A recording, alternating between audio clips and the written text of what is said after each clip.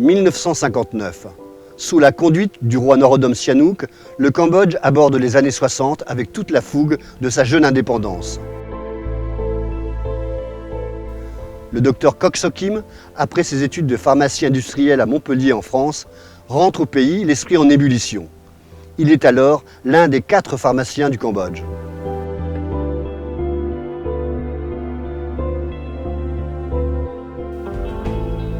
En Europe, il a constaté l'essor de l'industrie pharmaceutique, lequel s'appuie sur la multiplication des innovations et la croissance des marchés.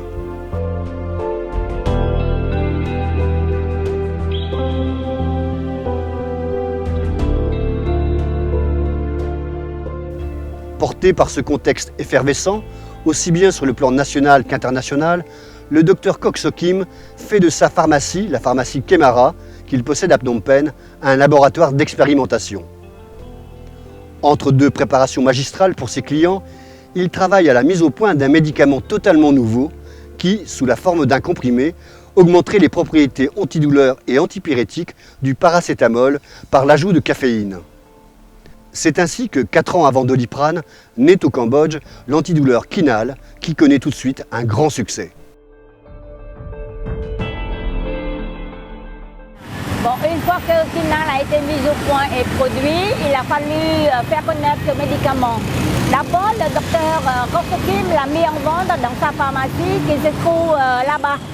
Voilà, c'est l'angle de boulevard Bonivong et Campier Kraum. Puis ensuite, il a acheminé vers la province de Kampong Cham, Kampong Som ainsi que Battambang par exemple. Voilà. Et au bout, à fin d'une année, les responsables des dépôts de pharmacie de province étaient fait des déplacements à Phnom Penh pour s'approvisionner. Voilà. Et bon, bien sûr, c'était vraiment une surprise pour nous qui viennent de loin pour chercher Kinal et devraient répondre bien sûr à la demande de ses clients, des clients, des patients. Voilà.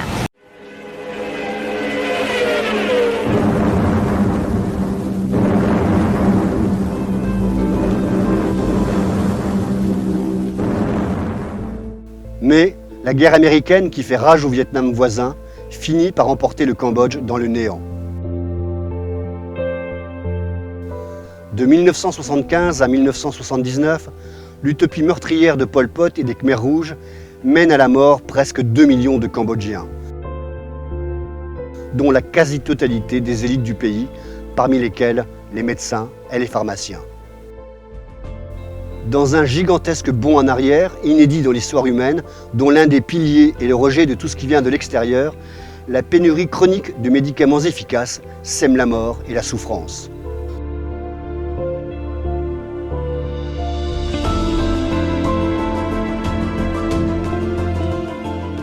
Le renversement du régime du Kampuchea démocratique le 7 janvier 1979 par le Front uni national pour le sauvetage du Cambodge met fin aux atrocités du régime polpotiste.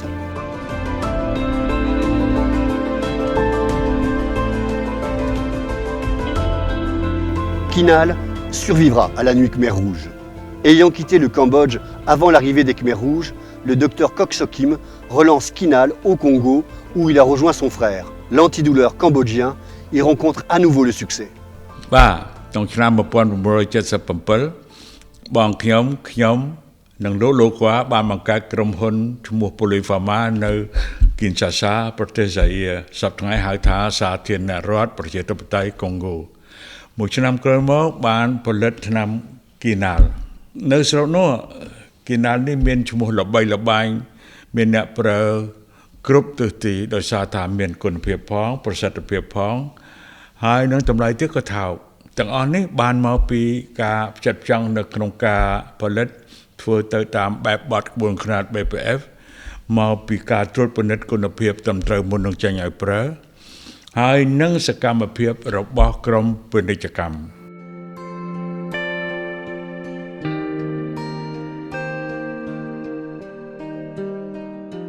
C'est au début des années 90 que le médicament pionnier de l'industrie pharmaceutique cambodgienne réapparaît dans son pays d'origine avec la création par le Dr Ai Lieng des laboratoires PPM.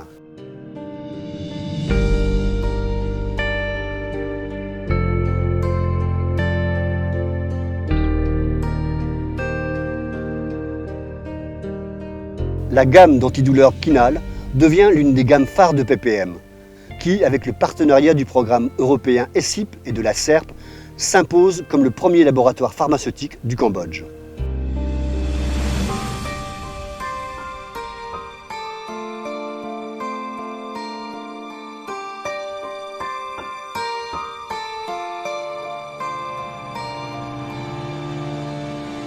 Nous avons créé dans les années 90 le laboratoire PPM, qui est le premier laboratoire Cambodge après-guerre pour initier la reconstruction de l'industrie pharmaceutique de notre pays.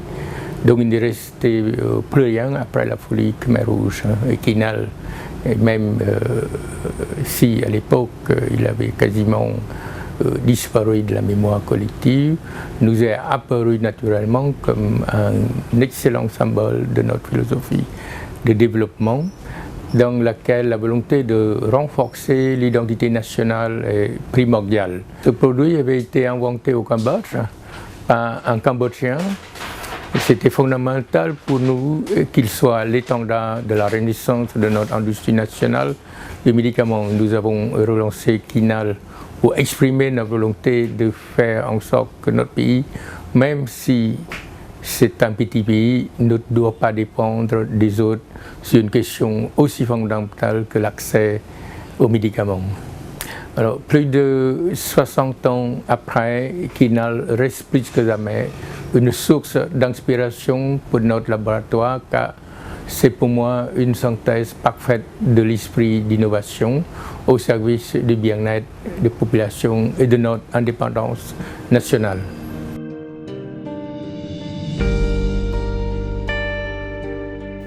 Première entreprise exportatrice du Cambodge hors textile, les laboratoires PPM portent fièrement les couleurs du royaume dans une vingtaine de pays, dont une majorité en Afrique noire francophone.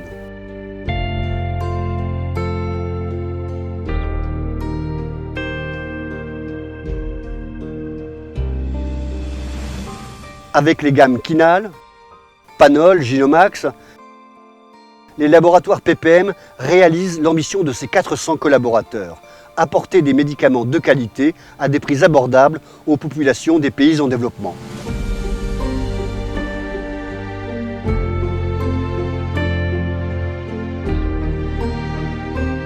Notre réussite en Afrique est principalement due à notre savoir-faire pharmaceutique en parfaite adéquation avec les pathologies que l'on rencontre au quotidien dans ces pays.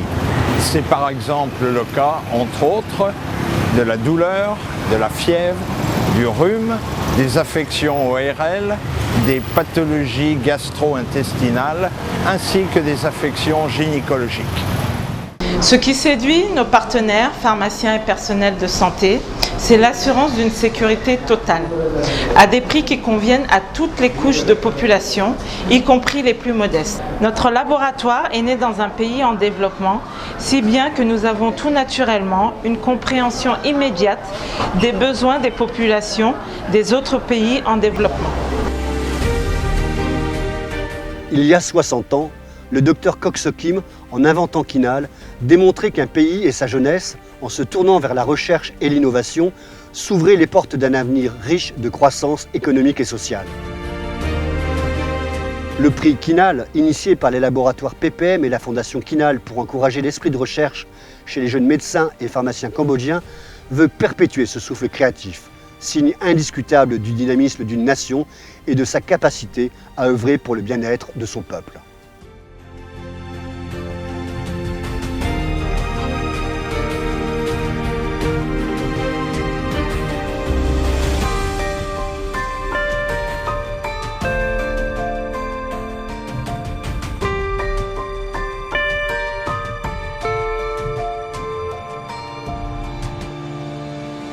Pour nous, jeunes pharmaciens cambodgiens, le docteur Kok Sokim est un exemple formidable.